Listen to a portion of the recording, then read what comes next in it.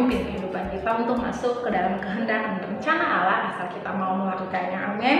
Nah, anak-anak SMP dan anak-anak SMK Kristen Elim, firman Tuhan kita pada pagi hari ini terambil di dalam kitab 1 Yohanes pasal yang kedua, ayatnya yang ke-8 sampai ayatnya yang ke-11. Demikian firman Tuhan.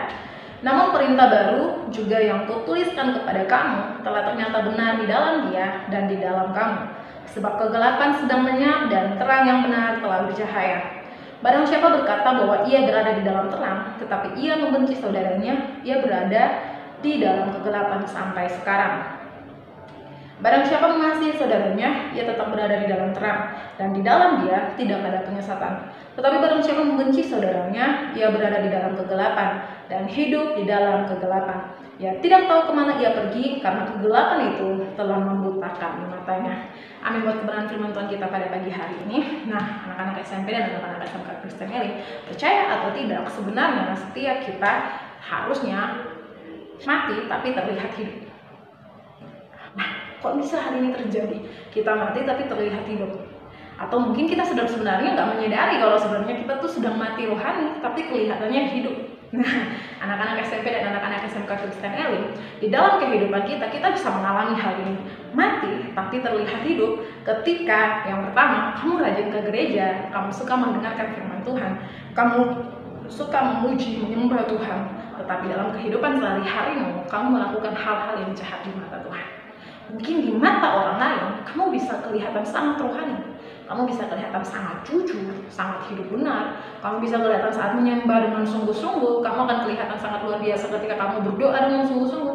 Tapi sehari-harimu yang kamu lakukan adalah sesuatu yang jahat di mata Tuhan. Maka percaya atau tidak, sebenarnya kamu sedang mati secara rohani. Nah, jadi hari ini kita mau belajar.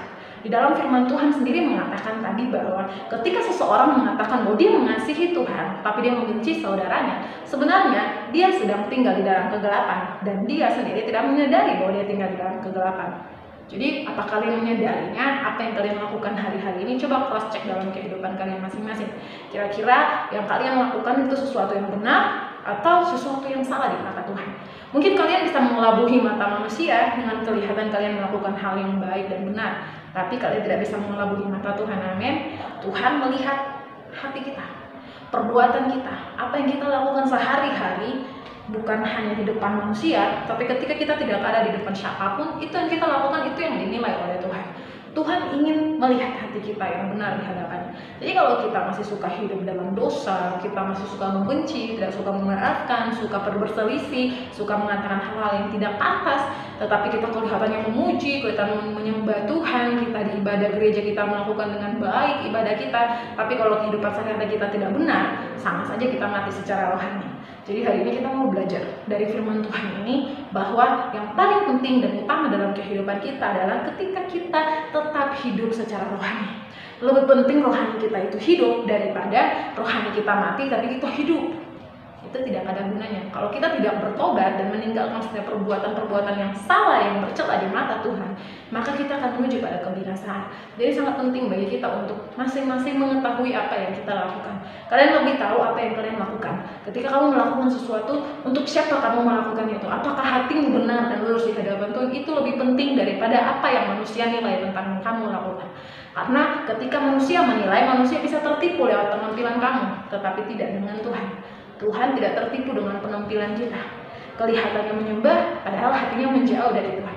Kelihatannya berdoa, padahal mulutnya selalu mengeluarkan kata-kata kotor.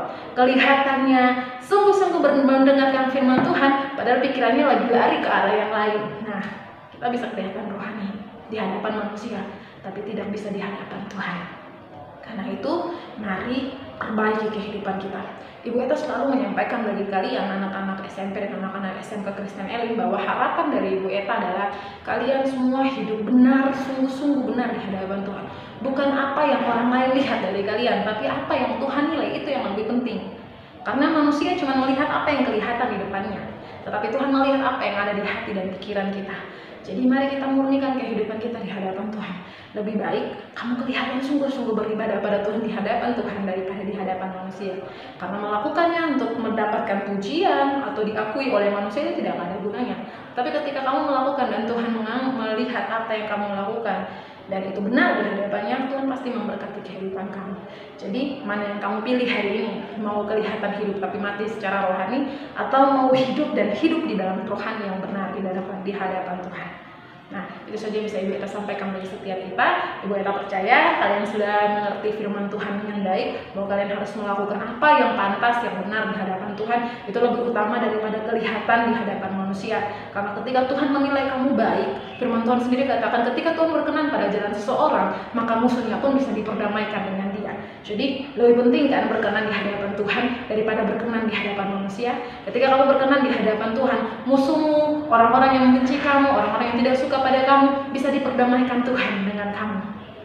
Tuhan bisa melakukannya bagi kamu asal kamu murni di hadapan Tuhan.